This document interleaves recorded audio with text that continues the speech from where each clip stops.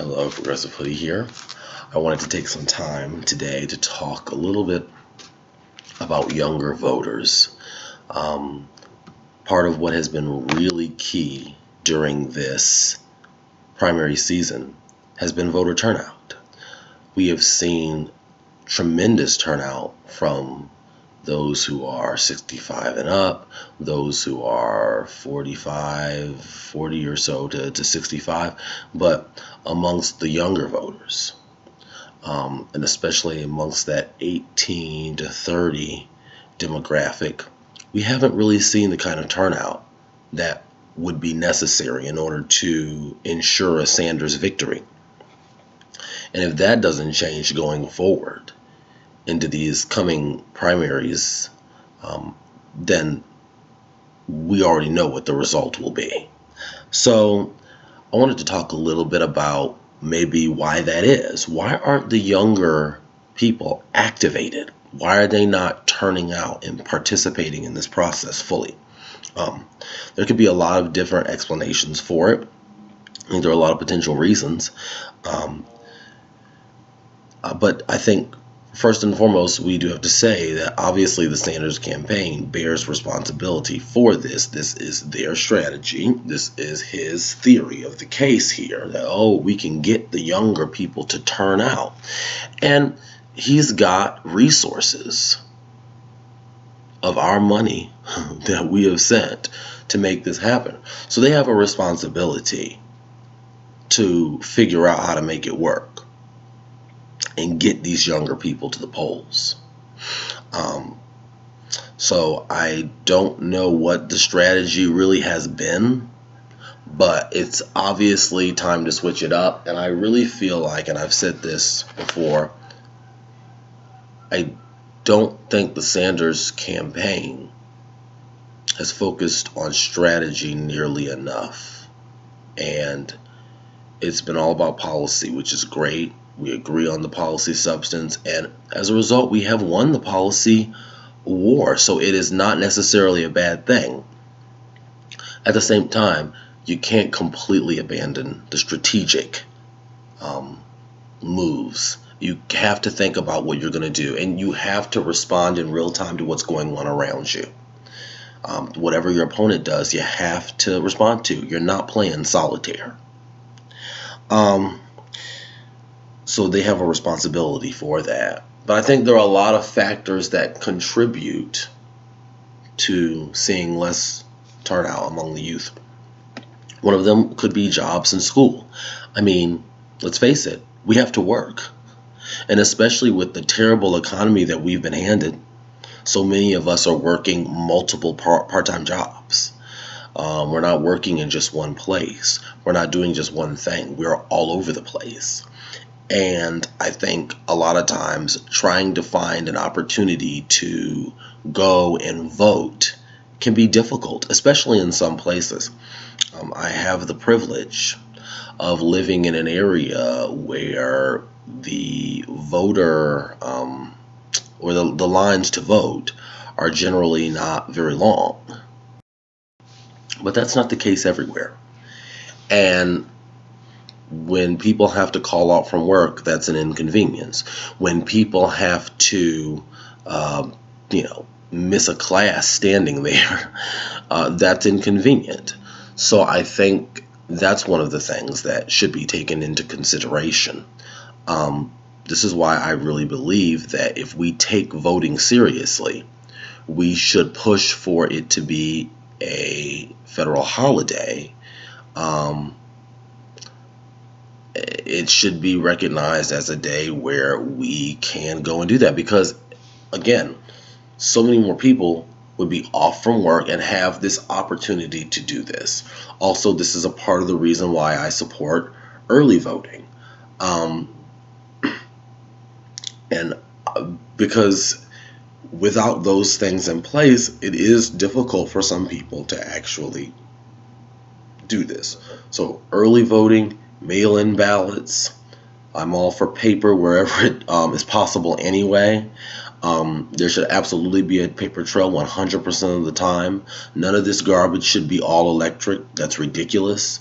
But mail-in ballots, early voting, making it a holiday that, so that we can actually be off from work actually helps with that. So I think those are some things that can be done in that area. And um, let's talk about some other things. So voter suppression is another thing that factors into it. We talked about those long lines. Well, part of the reason there's long lines is because they're closing down hundreds and hundreds of polling locations.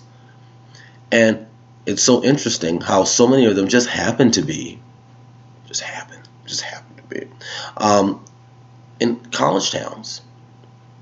We've seen so many videos or pictures of people standing in these ridiculous lines, taking 3 hours, 4 or 5 or more to be able to vote. And that's absolutely ridiculous.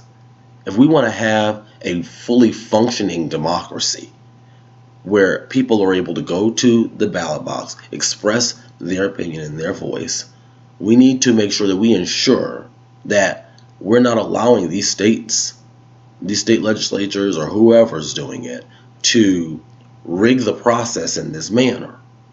I mean, also we got to look at gerrymandering and the way the districts are drawn up, and all that stuff is important. But we just it's just amazing to me that we can have that going on, but people are more concerned about Russian interference. We got people whose governments right here in the country, our government that is supposed to be representing us, is purposely interfering with our ability to be able to express our will at the ballot box. But you want to concern troll about Russia because, I don't know, memes and stuff. Like, it's absolutely ridiculous. We need better get our priorities straight in this daggone country. All right. So the last point that I'll make is that it's also possible that a large part of the reason why we're not seeing the turnout amongst the young as we should is, well, they're disaffected. Disaffected voters, they are um, uh, distrustful of this process, cynical about our politicians and what they do. I mean, in the age of social media, so much of what happens in and around Washington, D.C. is laid bare. And we see what the politicians actually do, what they do, what they actually prioritize, and what's important to them. And also, you got to remember that these people, these younger voters, are the same younger voters who witnessed, a lot of them witnessed what happened with Sanders in 2016. I mean, we have receipts in 2016, mad receipts in the form of emails between members of the DNC, Hillary Clinton's campaign, the media, that exposed the collusion that was going on there. That exposed that the DNC was not acting as a neutral arbiter. Far from it. Debbie Wasserman Schultz had to resign in disgrace over her favoritism towards the Hillary Clinton campaign. At the Democratic National Committee, at the DNC's convention, there we go. We saw protests like crazy. People were booing Debbie while she tried to speak. We saw them cheat Bernie Sanders out of the nomination in 2016. See, this is the other thing that's always hilarious to me. The DNC games the system, which people rightfully call cheating, instead of being neutral. And then when people go out and vote for their candidate that they propped up and gamed the system for, they go, oh, well, if you say that we're cheating, then what you're really saying is that the voters are the ones that are cheating. What you're really doing is blaming the voters. It's just ridiculous. This kind of gaslighting and abusive relationship is why I do not consider myself a Democrat. I'm not going to sit here and you're not going to sit here and gaslight me like that. We're not going to do that. Okay? When you are using the media to prop up a candidate and to fearmonger about another candidate. Of course, there are a lot of people in this country, especially in the older groups, who are not going to Google, who are not going to use technology to find out the real answers to what's going on, to find out what the actual truth of the matter is. When you sit there and have health insurance companies advertising in the break of an actual debate, Mike Bloomberg can get his ads out during a debate.